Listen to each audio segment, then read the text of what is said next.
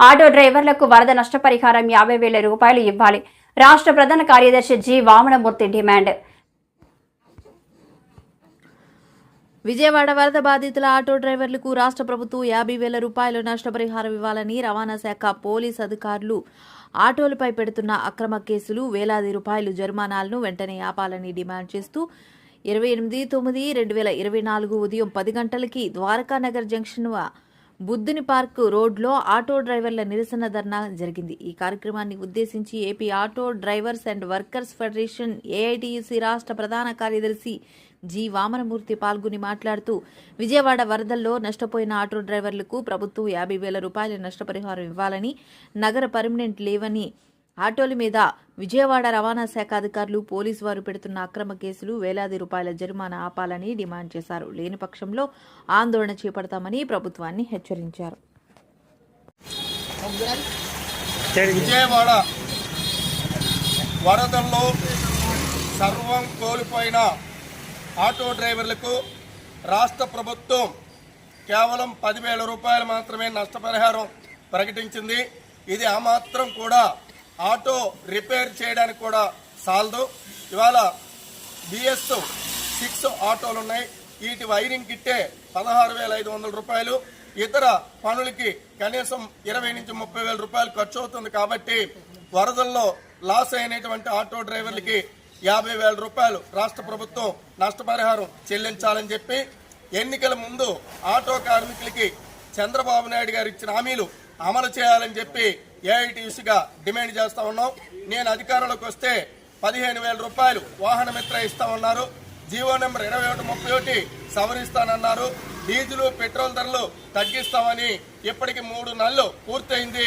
ఈ రోజు వరకు ఆటో కార్మికులకు ఇచ్చిన హామీలు అమలు చేయలేదు. ఇప్పటికైనా వాటిని అమలు చేసి ఆటో కార్మికులకు జీవనోపాధి కల్పించాలని చెప్పి విశాఖపట్నం స్టీల్ ప్లాంట్ ప్రైవేటీకరణకు వ్యతిరేకంగా అక్టోబర్ 2వ తారీఖు నాడు రాష్ట్ర వ్యాప్తంగా జరుగుతున్నటువంటి నిరసన దీక్షల్లో ఆటో అండ్ మోటార్ కార్మికులు పెద్ద సంఖ్యలో పాల్గొని జయప్రదం చేయాలని చెప్పి కార్మిక వర్గానికి ఏఐటీయూసీ పిలుపునిస్తా ఉంది.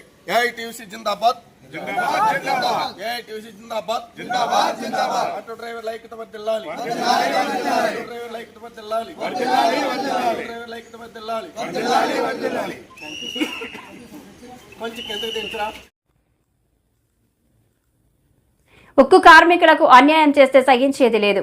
ఉక్కు కార్మికులకు అన్యాయం చేస్తే ఎంతటి ఉద్యమానికైనా, ఎన్ని పోరాటాలకైనా చేయడానికి వెనకడబోమని పోరాట కమిటీ సభ్యులు హెచ్చరించారు. Visakha steel plant admin building వద్ద పోరాట కమిటీ సభ్యులు కేంద్ర రాష్ట్ర ప్రభుత్వాలకు వ్యతిరేకంగా నినాదాలు చేపట్టారు. ఈ సందర్భంగా పోరాట కమిటీ సభ్యులు మాట్లాడుతూ స్టీల్ ప్లాంట్లో పనిచేస్తున్న కాంట్రాక్ట్ కార్మికులను సుమారు 4,000 మందిని తొలగించడానికి తీవ్రంగా వ్యతిరేకిస్తున్నామన్నారు. ప్లాంట్ను రక్షిస్తాం, నిర్వాసితులకు ఉద్యోగ భద్రత కల్పిస్తామన్న రాష్ట్ర ప్రభుత్వం ఏమి చేస్తుందని ప్రశ్నించారు. సెయిల్లో విలీనం చేస్తామంటున్న కేంద్ర రాష్ట్ర ప్రభుత్వాలు కాంట్రాక్ట్ కార్మికులను ఎందుకు తొలగిస్తారో ఆదేశాలు ఇచ్చిందో చెప్పాలన్నారు. 3.5 ఏళ్లుగా స్టీల్ ప్లాంట్ కావాలనే నష్టాల్లోకి నడుతున్నారని, స్టీల్ యాజమాన్యం అన్ని విభాగాలను మూసివేస్తుందని ఆవేదన వ్యక్తం చేశారు. ఒక బ్లాస్ట్ ఫర్నేషన్ మాత్రమే నడుపుతుందన్నారు. 21,000 టన్నుల ఉత్పత్తి చేయాల్సి ఉండగా నేడు 4,500 టన్నుల ఉత్పత్తికి తగ్గించారని పోరాట కమిటీ సభ్యులు ఆందోళన వ్యక్తం చేశారు. 1340 రోజుల నుంచి ఇక్కడ ఉద్యమం నడుస్తూ ఉంది. ఈ ఉద్యమ నేపథ్యంలో తెలుగు ప్రజల మద్దతుతో ఉద్యమాన్ని ఇక్కడ నడుపుతూ ఉన్నాం. రాష్ట్రంలో ప్రభుత్వాలే మారినాయి. ఈ నేపథ్యంలో మొత్తం పూర్తి స్థాయిలో 3 బ్లాస్ట్ ఫర్నేసులు నడపాలని చెప్పేసి, యువతకు ఉద్యోగ అవకాశాలు కల్పించాలని చెప్పేసి, అట్లాగే స్టీల్ ప్లాంట్ సెయిల్లో విలీనం చేయాలని చెప్పేసి డిమాండ్ చేస్తూ ఉద్యమం కొనసాగుతూ ఉంది. ఈ నేపథ్యంలో కేంద్ర బీజేపీ ప్రభుత్వం ఢిల్లీ నుంచి పెత్తనం చేస్తూ తన నచ్చిన పద్ధతిలో 7,500 మందికి హౌస్ రెంట్ అలవెన్స్ ఖాళీ చేస్తూ ఇవ్వని చెప్పేసి సర్క్యులర్ జారీ చేసింది. ఇప్పటికే ప్లాంట్లో అట్టుడుగుతూ ఉంది. నేను అర్ధమంతరంగా 4,000 మంది కాంట్రాక్ట్ కార్మికుల్ని ఉద్యోగాలు పెరుగుతూ కాంట్రాక్టర్కి కానీ 30 ఏళ్ళ నుంచి పనిచేసిన వర్కర్కి కానీ ఎవరికి ఏమి చెప్పకుండా లిస్టులు తయారు చేసి రాత్రి 10 గంటల దాకా బయోమెట్రిక్లో ఉన్న పేర్లని డిలీట్ చేసి మీరు బయటికి పండి అంటూ ఉన్నారు. ఇది స్వతంత్ర భారతదేశమా లేక బ్రిటిష్ పాలన? బ్రిటిష్ పాలనలో కూడా ఇంత దుర్మార్గంగా వ్యవహరించారని చెప్పి ఎప్పుడు అనుకోవడం లేదు. అటువంటి పరిస్థితులు ఎందుకు వస్తూ ఉన్నాయి? ఢిల్లీ నుంచి వచ్చి సెక్రటరీ గారు ఇక్కడ ప్లాన్ నడపాలనుకుంటా ఉన్నాడా? ఇక్కడ రాష్ట్రం ఉంది, రాష్ట్ర ప్రభుత్వం ఉంది. కాబట్టి మీ గోండాగిరి ఇక్కడ చెల్లదని చెప్పేసి హెచ్చరిక చేస్తూ ఉన్నాం. రాష్ట్ర ప్రభుత్వం ఇప్పటికి ఇన్వాల్వ్ అయింది అని తెలిసింది. రాష్ట్ర ప్రభుత్వ పెద్దల నుంచి కూడా యాజమాన్య తాకీదులు వచ్చినాయి. ఎవరి జోలికి వెళ్ళొద్దని చెప్పేసి. జోలికి వెళ్ళడమే కాదు, వారం రోజుల్లో మళ్ళీ చూస్తాం, నెల రోజుల్లో చూస్తాం కాదు. ఇక్కడ విశాఖపట్నం స్టీల్ ప్లాంట్లో గతంలో 40,000 మంది పనిచేసేవారు కాంట్రాక్ట్ కార్మికులు, పర్మనెంట్ ఉద్యోగులు. ఇప్పుడు కేవలం 26,000 మంది ఉన్నారు. ఉద్యోగాలు తీయడం అంటే ముయ్యడమే తప్ప ఇంకోటి కాదని చెప్పి తెలియజేస్తా ఉన్నాం. ఉద్యోగాలు నగరనారకి సేల్కి తరివేయడం అంటే ఇది ముయ్యడం తప్ప ఇంకోటి కాదు. కాబట్టి మీ శక్తియుక్తులన్నీ కూడా 3 ప్లాట్ఫామ్లు నడపడం మీద పెట్టండి. యువతకి వేలాది ఉద్యోగాలు ఖాళీగా ఉన్నాయని పార్లమెంట్లో మీరే చెప్పారు. యువతకు ఉద్యోగ అవకాశాలు ఇవ్వండి. తద్వారా గవర్నమెంట్కి, రాష్ట్ర కేంద్ర ప్రభుత్వాలకి వేల కోట్ల రూపాయలు ట్యాక్సులు కట్టేందుకు మేము సిద్ధంగా ఉన్నామని చెప్పి తెలియజేస్తూ ఈ సర్కులర్ని కూడా విత్డ్రా చేసుకోకపోతే పరిణామాలు తీవ్రంగా ఉండని చెప్పి హెచ్చరిక చేస్తూ ఉన్నాం. రైతులకు అనేక మంది త్యాగాలు, రక్తం చిందించిన తర్వాత వచ్చినటువంటి ఫ్యాక్టరీని ఇవాళ కేంద్రంలో ఉంటే బీజేపీ ప్రభుత్వం 8 లక్షల కోట్ల రూపాయల ఆస్తుల్ని కారు చౌకగా అమ్మి ఇక్కడ 17,000 మంది అత్యున్నత ప్రమాణాలు పాటిస్తూ ఉత్తమ సేవలను అందిస్తూ సకల సౌకర్యాలను కల్పిస్తూ విశాఖపట్నం నగరాన్ని విదేశీ పర్యాటకానికి చిరునామాగా నిలుపుతామని కలెక్టర్ హరేంద్ర ప్రసాద్ అన్నారు. సిరిపురం చిల్డ్రన్స్ ఎరీనాలో నిర్వహించిన ప్రపంచ పర్యాటక దినోత్సవ సభలో ఆయన మాట్లాడారు. ఈరోజు మనమందరూ కూడా వరల్డ్ టూరిజం డే సెలబ్రేషన్స్లో భాగంగా ఈ మంచి కార్యక్రమాన్ని జరుపుకుంటున్నాము. So firstly I would like to thank Balakondalarao గారు for making her time to be here today along with their children who performed brilliantly. చాలా బాగా చేశారు. So I personally thank them for that. అదేవిధంగా ఈరోజు చాలా కాంపిటీషన్స్ మనము కండక్ట్ చేయడం జరిగింది. దాన్ని సంబంధించిన అవార్డ్స్ కూడా ఇవ్వడం జరిగింది. I congratulate all the children who came first, second and third, and also wish good luck to all those children who took the consolation prizes. I also congratulate all the winners of the photography contest and the videography contest. Chala baga undedi. I just saw those photos before walking into the hall. There is so much talent. Mana madhilo manchi talented kids are there, adults are there. It is time to recognize and reward those talent, and today is one such day where we have made a small effort to recognize that. District Tourism Officer చెప్పినట్టు మన రాష్ట్రంలోనే tourism అంటే మనకు గుర్తు వచ్చేది విశాఖపట్నమే. So Visakhapatnam, it's a city of destiny in real terms, in terms of life achievements, and also a destination also. That is a destiny for people who are planning to go out. ఎక్కడైనా వెళ్ళాలి, మంచి ఒక లెషర్ ప్లేస్కి వెళ్ళాలి, లేకపోతే ఒక heritage ప్లేస్కి వెళ్ళాలంటే ఇటు నుంచి in the Coromandel Coast right from west Bengal till Tamil Nadu, the city that comes to everybody's mind is Visakhapatnam. And we as proud citizens of Visakhapatnam should celebrate the city. మనము ఈ సిటీని మన ఇల్లులాగా భావించాలి. ఈ సిటీలో ఉన్న tourism spots and locations and heritage సైట్స్ని మన ఇంట్లో ఉన్న దేవుడి గదిని ఎలా పెట్టుకుంటున్నామో ఆ విధంగా అంత శుభ్రంగా భావించాలని ఈ సందర్భంగా అందరినీ కోరుతున్నాను. ఎందుకంటే మనం టూరిజంని ఒక లెజర్గా మాత్రం, ఒక ఫ్రీ టైం యాక్టివిటీగా మాత్రం చూస్తున్నాం కాదు. There is so much that is behind that is happening in the name of tourism. There is so much economic activity. There are cities that strive and live purely on tourism. We can also be that. We can create so much jobs out of tourism. We can drive the entire city's economy out of tourism because we have Uttarandhra ప్రధాన ఆయువు steel ప్లాంట్ను private పరం కాకుండా అడ్డుకుంటామని ఉత్తరాంధ్ర ప్రజా సంస్థ convener Ramanamurthy స్పష్టం చేశారు. విశాఖ పౌర గ్రంథాలయంలో జరిగిన మీడియా సమావేశంలో ఉత్తరాంధ్ర ప్రజా సంఘాలతో కలిసి మాట్లాడారు. గాంధీ జయంతి రోజైన అక్టోబర్ 2వ తేదీన అంబేద్కర్ విగ్రహం నుంచి జీవీఎంసీ గాంధీ విగ్రహం వరకు భారీ ర్యాలీ నిర్వహిస్తున్నట్టు చెప్పారు. కేంద్ర ప్రభుత్వం ప్రైవేటు పరం చేయడానికి దూకుడు పెంచుతున్న సమయంలో ఉత్తరాంధ్ర ప్రజా సంఘాలు ఏకం కావాలని పిలుపునిచ్చారు. అక్రమ హామీలతో కార్మికులను పక్కదారి పట్టిస్తూ ప్రైవేటీకరణకు కేంద్రం సిద్ధమైందని ఆరోపించారు. కార్మికుల కష్టంను అర్థం చేసుకుని ప్రజలు అంతా ఈ ఉద్యమంలో ముందుకు రావాలని కోరారు. ప్రజాప్రతినిధులు మాటలు అన్ని అవాస్తవాలు, పొంతనలేని మాటలతో కార్మికులను ఇబ్బంది పెడుతున్నారన్నారు. కేంద్ర ప్రభుత్వంకు పన్నులు చెల్లింపులతో ముందు ఉండే పరిశ్రమ విశాఖ ఉక్కు పరిశ్రమ అని స్పష్టం చేశారు. మనం చూస్తున్నాం, విశాఖపట్నం స్టీల్ ప్లాంట్ని ప్రైవేటీకరణ చేసే విషయంలో కేంద్ర ప్రభుత్వం దూకుడు ఎక్కువ చేసింది. దీన్ని ప్రతిఘటించడానికి విశాఖపట్నంలోని శ్రీకాకుళం, విజయనగరం జిల్లాల్లోని మొత్తం ప్రజా సంఘాలన్నీ కూడా ఒక తాటి మీదకి వచ్చి ఈవేళ ఒక మహా ఉద్యమాన్ని నిర్వహించాలని తలపెట్టింది. దీంట్లో భాగంగా అక్టోబర్ 2వ తేదీన విశాఖపట్నంలో డాబా గార్డెన్స్ అంబేద్కర్ విగ్రహం నుంచి జీవీఎంసీ గాంధీ బొమ్మ వరకు పెద్ద ర్యాలీని నిర్వహించాలని తలపెట్టింది. ఎందుకంటే ఈరోజు రకరకాల వార్తలు విశాఖపట్నం స్టీల్ ప్లాంట్ గురించి ప్రచారం చేస్తున్నారు. ఓ పక్క శైలిలో కలిపేస్తున్నారు, ఏం పర్వాలేదు అని మరోపక్క ప్రైవేటీకరణ చేయట్లేదు మేము హామీ అని నాయకులు మరోపక్క ప్రకటన చేస్తున్నారు.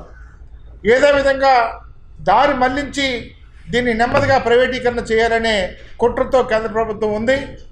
దానికి పర్యవసానంగానే మేము చూసాం. నిన్న రాత్రికి 4290 మంది కాంట్రాక్ట్ లేబర్ని ఉన్న పలంగా రేపటి నుంచి పనిలోకి రావద్దు అని వాళ్ళ పాసులన్నీ కూడా, ఎంట్రీ పాసులన్నీ కూడా రద్దు చేయడం జరిగింది. అంటే ఒక పక్కేమో ప్రైవేటీకరణ లేదు, మేము రా మెటీరియల్ ఇస్తాం, బ్రహ్మాండంగా నడుపుతామని ఒక పక్క ప్రకటన చేసి, రెండో పక్కేమో ఇంతమంది 4290 మందిని ఒకే ఒక్క కలం పోటుతో తీసేయాలనే దుర్మార్గపు ఆలోచనతో ప్రవర్తించారు.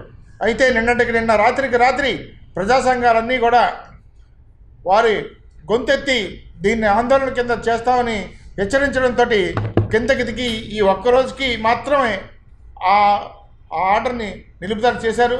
అంటే ఈరోజు స్టీల్ ప్లాంట్ పరంగా వాళ్ళ ఎంట్రీ పాస్ అన్ని రద్దు చేశారు. కానీ వీళ్ళ దగ్గర ఉన్న పాసుల ద్వారా మాన్యువల్గా పంపించడానికి ఇవాళ ఒక్కరోజుకి అనుమతిస్తామని చెప్పి స్టీల్ ప్లాంట్ యాజమాన్యం చెప్తోంది. ఏదైనా సరే ఈ ఒక్కరోజు గండం గడిచింది, కానీ గండం అయితే ఉంది. అది ఎప్పుడు పిడుగుపడుతుందో అన్నది చాలా భయానక వాతావరణంలో ఉన్నారు. 4290 మంది ఉద్యోగాలు ఒకే రోజు తీసేస్తే విశాఖపట్నం పరిస్థితి ఏంటి, వాళ్ళ పరిస్థితి ఏంటి? కలియుగ ప్రత్యక్ష దైవం వెంకటేశ్వర స్వామిపై విశ్వాసం ఉందని డిక్లరేషన్ ఇచ్చి దర్శనానికి వెళ్లడం వైసీపీ అధ్యక్షుడు జగన్ కు ఏమాత్రం ఇష్టం లేదని, అందుకే ఆయన తిరుమల ప్రయాణం రద్దు చేసుకున్నారని ముఖ్యమంత్రి చంద్రబాబు మండిపడ్డారు. ఈ విషయం బయటకు చెప్పకుండా స్వామివారి దర్శనానికి వెళ్లేందుకు అనుమతి లేదంటూ పోలీసులు నోటీసులు ఇచ్చినట్లు అబద్దాలు ప్రసారం చేస్తున్నారని ఆగ్రహం వ్యక్తం చేశారు. జగన్ కు నోటీసులు ఇచ్చి ఉంటే మీడియాకు చూపించాలని అన్నారు. ఇదైతే ఈరోజు మాజీ ముఖ్యమంత్రి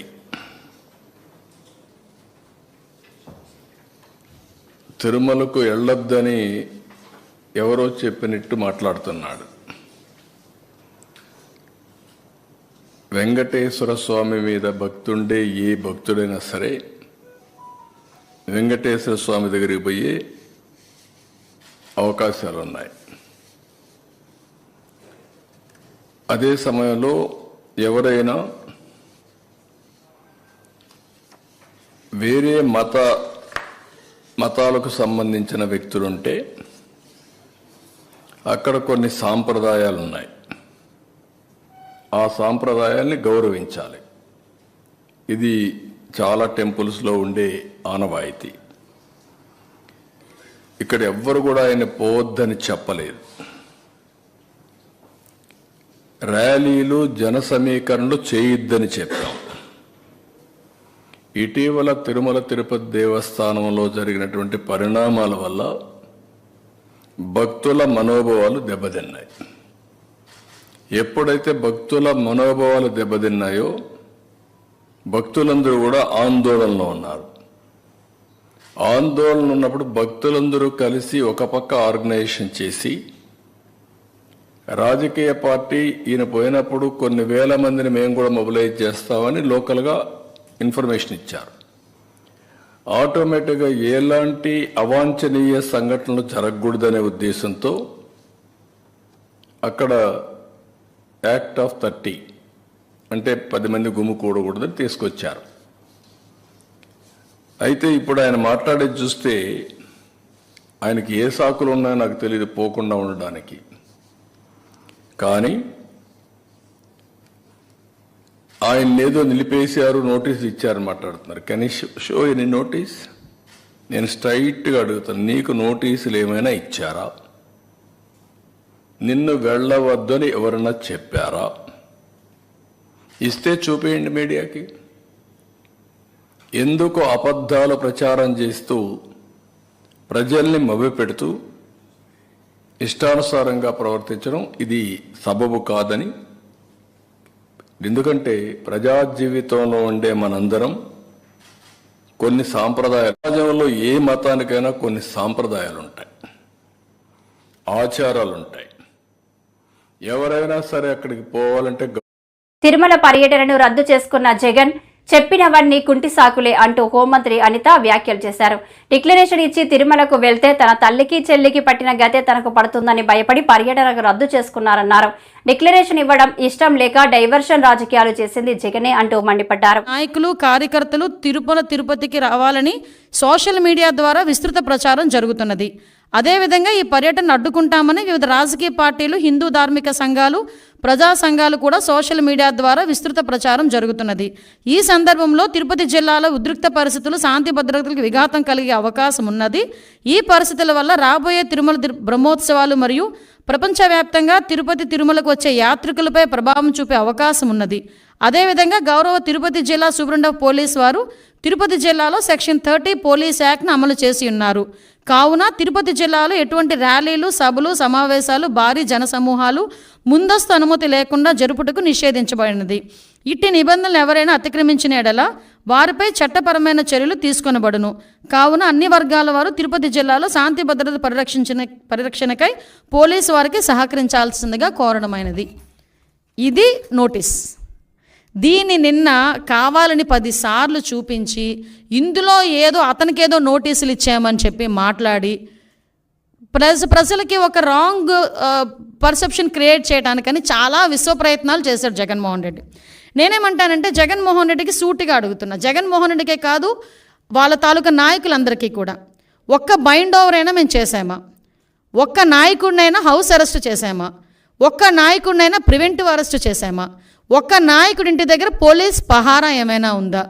కనీసం ఎక్కడైనా మీకు ఆయన ఎయిర్పోర్ట్లో నుంచి దిగిన తర్వాత మళ్ళీ అక్కడికి వెళ్ళినంత వరకు కూడా అతనికి భద్రత నిమిత్తం ఉండే పోలీసులు తప్పించి పోలీసులు భారీగా మోహరించిన పరిస్థితులు ఏమైనా ఉన్నాయా?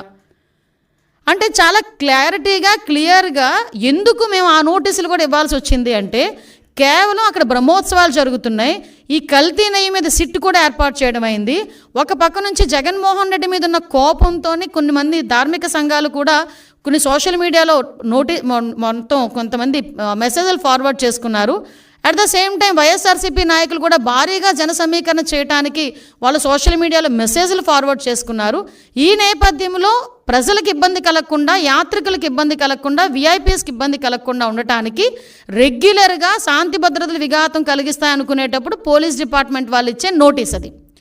ఆ నోటీస్ కూడా జగన్మోహన్ రెడ్డికి ఇవ్వలేదే. జగన్మోహన్ రెడ్డిని రావద్దు అని ఎవరు చెప్పలేదే. మీరు రాకండి అని మేము ఎవరూ చెప్పలేదే. వస్తే మిమ్మల్ని అరెస్ట్ చేస్తామని చెప్పలేదే.